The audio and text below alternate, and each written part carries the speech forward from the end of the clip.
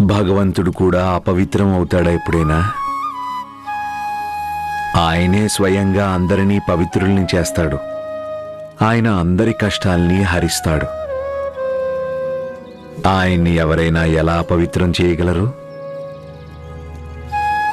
ఈ సమస్త సృష్టిని రచించినవాడు ఆయనే.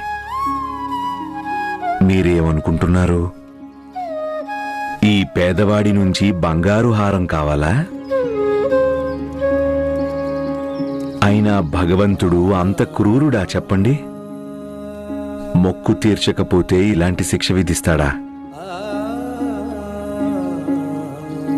అలాంటి మనస్తత్వం మనుషులకి ఉంటుంది.